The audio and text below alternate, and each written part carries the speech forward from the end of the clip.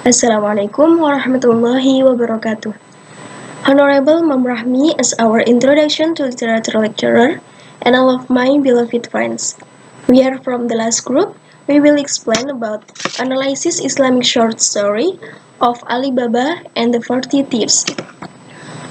And our group members, there are Shafni Nur Rahman, Farisa Stenastiti, Luisa Fitri Marista Isnaini, and the last Muhammad Akmali. In these opportunities, we will explain about setting of time and place, characters, theme, stage of plot, point of view, and the moral value from this story. And for the first explanation will be delivered by me, Farisa Stenastiti. Setting of time. Setting of time from this story, there are 4 times. For the first, one day. One day, when Ali Baba was in the forest, he saw a troop of men on horseback. Second, on the morning. He rose early next morning and set out with 10 mules loaded with great cheese. Third, on afternoon. About noon, the robbers returned to their cave and saw Kasim's mules roving about with great chests in their backs. And the last, on night. A snake, drew on Kasim's wife, grew very uneasy and ran to her brother-in-law and told him where her husband had gone. Jadi, latar waktu pada cerita ini ada 4 waktu. Yang pertama pada suatu hari atau one day. Dalam teks tersebut bahwa suatu hari ketika Ali Baba berada di hutan, dia melihat segerombolan orang sedang menunggang kuda. Latar waktu yang kedua yaitu on the morning atau pagi hari. Dalam teks tertulis bahwa dia bangun pagi-pagi di keesokan harinya dan berangkat dengan 10 bagal yang penuh dengan peti besar. Latar waktu yang ketiga dari cerita ini pada siang hari.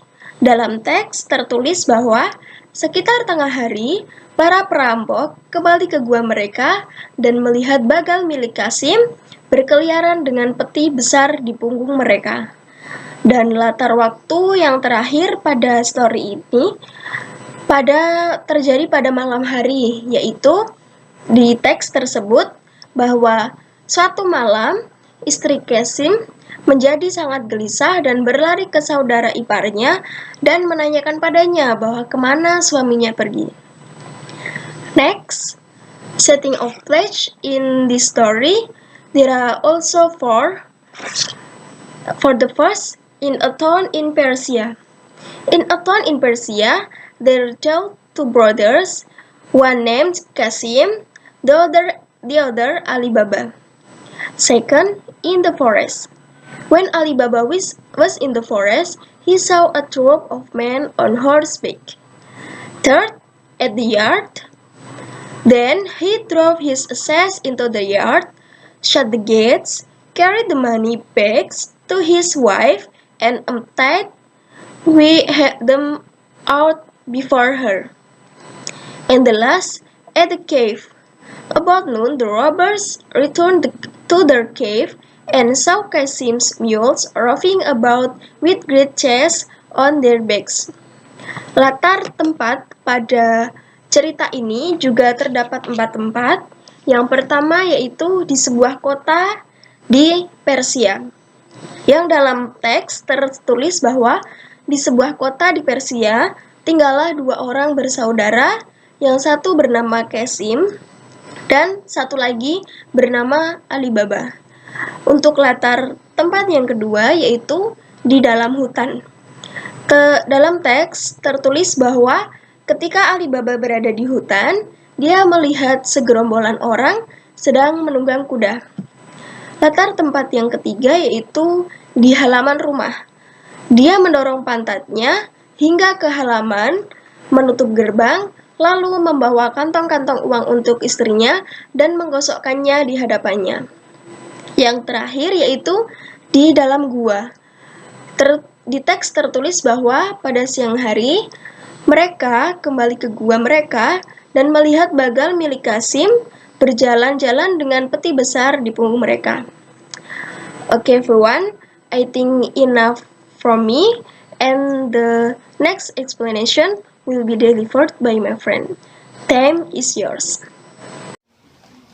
Explain about the character from the story Alibaba and the 40 Thieves. The first character is Alibaba with poor and kind personality. The second is Kasim with rich, arrogant, and greedy personality. The third is Morgiana with the clever, diligent, and kind personality. And then next is 40 Thieves, cruel and greedy personality. And the five is Alibaba's wife with poor and can keep a secret personality. And the last character is Kasim wife, rich became person after her husband died. Okay, that's all the character from the story. Next, I will explain about the point of view. The story used the point of view of an all-knowing person, namely reporting every incident contained in every scene of the story. The author described Alibaba as the main character but close to the character of a gang of thieves. The prominence of the thief character makes the story more alive and supports the existence of the main character as the character who carries the story. Jadi untuk point of view-nya sendiri itu bisa dikatakan menggunakan sudut pandang orang ketiga, di mana penulisnya itu tahu segala hal yang terjadi di cerita tersebut gitu. Dia bisa menceritakan tentang dari sudut pandangnya Alibaba dan berpindah ke sudut pandangnya si 40 Thieves. Okay. For the next presentation will be explained by my friends. Thank you. Okay, the next analysis is stage of plot. First, expression. In the town in Persia, there were two brothers. One named Qasim and another named Alibaba.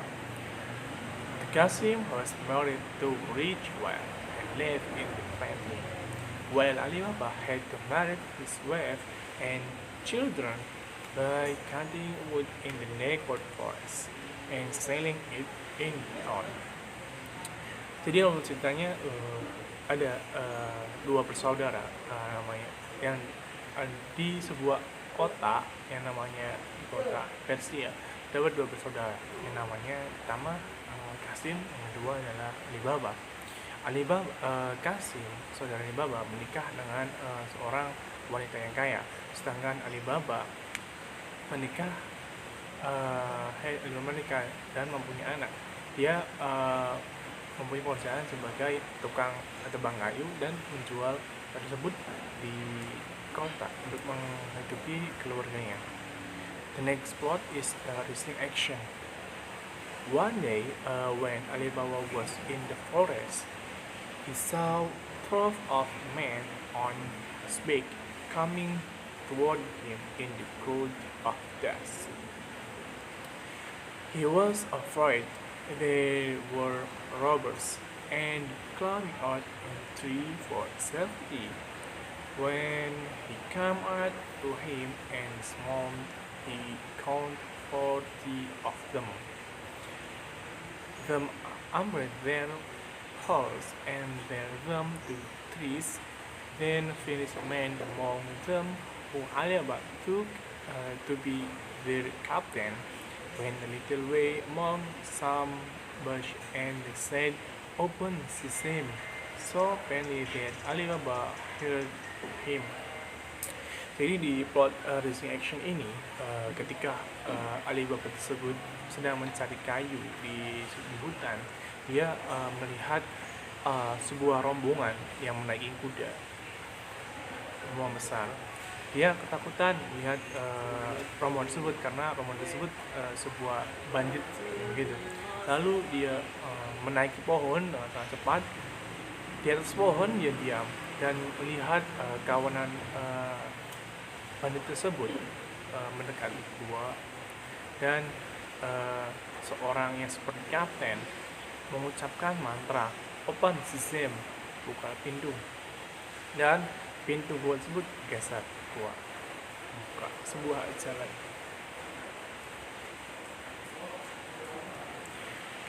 The next plot is climax.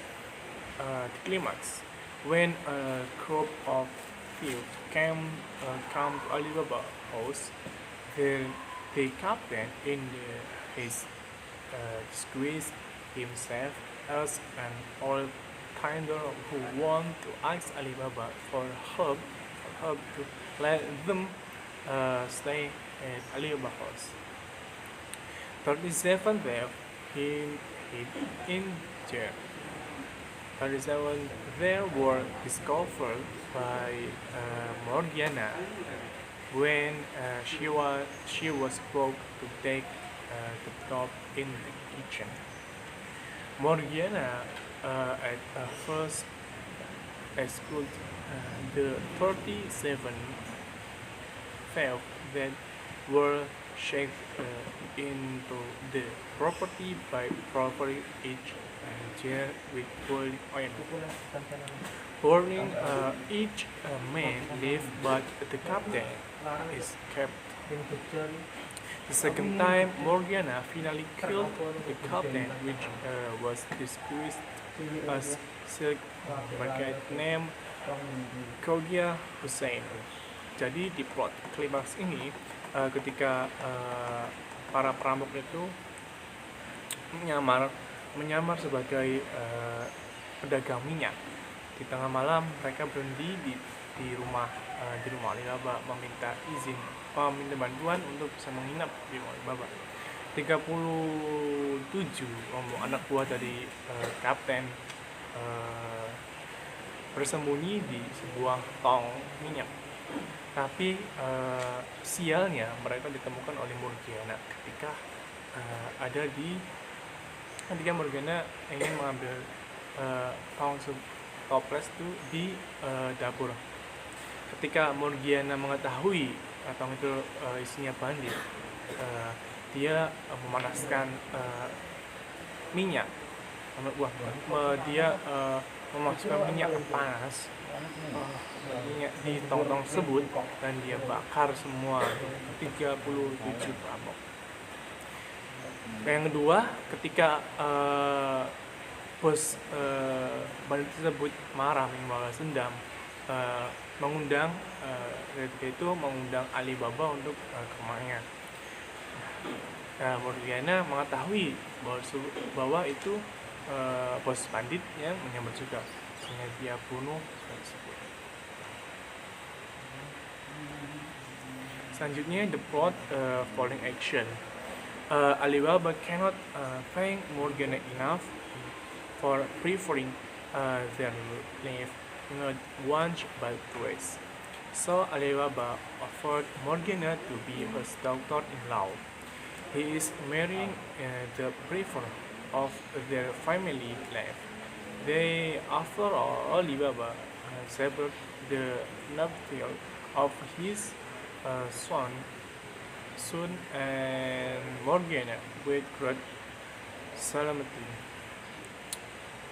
Di plot ini, ketika Alibaba tidak bisa mengucapkan terima kasih karena Morgiana telah menyelamatkan hidupnya 2 kali. Yang pertama pas di rumahnya, yang kedua dia pas diundang oleh bos tersebut. Lalu Alibaba ini menawarkan Morgiana untuk menjadi menantunya dan dia dinikahkan dengan anak Alibaba. Lalu pernikahan tersebut dilaksanakan semeriah mungkin. Selanjutnya, the last plot is the revolution. The revolution at the end of the years, Alibaba, hearing nothing of the 2 remaining robbers, till they were dead, and set out to the cave. The door opened on his saying, "Open sesame." He went in, and saw that nobody had been there since the captain left it. He walked, all, he walked away as much gold as he could carry, and returned the town. He taught his son the secret of the cave, which his son hid down in his throat. So the children and the grandchildren of Alibaba were rich to the end of their life. Di plot revolution ini, ketika akhir tahun Alibaba tidak menemukan dua pencuri tersebut yang tersisa, Alibaba kembali lagi ke gua tersebut, dan dia memasuki gua tersebut. Lalu dia mengambil emas sebanyak-banyak yang dia bisa dan kembali lagi ke rumahnya. Lalu dia bercerita ke anaknya bahwasannya dia tahu gua sembunyi yang menyimpan banyak emas. Lalu dia menyampaikan tersebut ke anaknya, supaya anak dan cucu Alibaba tersebut bisa cukup kaya atau bisa hidup dengan cukup dan nyaman. Thank you very much for attention. Assalamualaikum warahmatullahi wabarakatuh. Assalamualaikum warahmatullahi wabarakatuh. Hello everyone, I'm the Savitri Max690, and this part I'm gonna talk about the themes and moral values in the story of Alibaba and the 40 Thieves. Hope you will enjoy this video, and let's move to the next slide. So, the first we have themes. The theme of the story is to tell that there are two brothers, one rich and one poor. The rich man was arrogant and greedy, but the poor man is kind until finally he is rich and live happily. In addition, one of its main themes, like Aladdin, is that which the poor man rises to rich by means of the lucky brick. A major theme is embodied by Morgiana, feminism.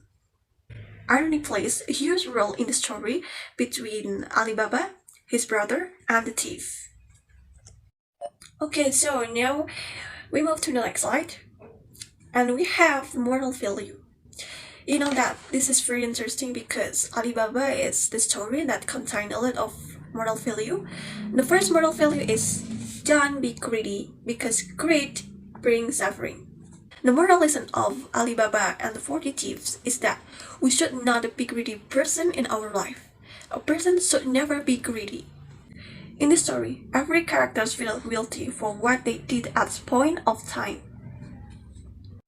The second moral value is jealousy brings danger. You know that jealousy can make you take decisions in life that you will regret your entire life. They blind you with thoughts that are self-inflicted and make you look at the world through distorted lens. So don't be jealous. And the next moral value is stubborn and careless will be detrimental. You know that Alibaba's brother, Kasim, is very jealous of him and want to know how he got the much money. So the moral value we got in the story is be determined, not stubborn. It's because stubborn is heavy feeling, a refusal to budge, a negative, closed mind, and will hold you back. Okay, the third moral value is cleverness brings victory and success. What's more, although the tale is traditionally known by title Alibaba and the 40 Thieves, the character who demonstrates the real cunning and cleverness is not Alibaba, but his servant girl, Morgiana, whose quick thinking and wise action saved her master not only once but twice. And due to her intelligence, she is able to kill all the thieves who try to steal the property. Okay, the last moral value is rational in dealing with problem bring peace. Once again, we finish with happy ending. It is interesting to note that Alibaba is rewarded with prosperity and happiness for doing exactly that made the captain and the 40 thieves reprehensible in the first place, stealing. Alibaba consistently steals from the cave and allows the greed of others to threaten his safety. At first, the story suggests he will suffer because of greed, but then cleverness and rationale in dealing with problems save the day. Okay, thank you very much for your great attention. I hope that what we have shared can be beneficial for us. Thank you for watching. Forgive me for any mistake. And the last I say, wassalamualaikum warahmatullahi wabarakatuh. Serio!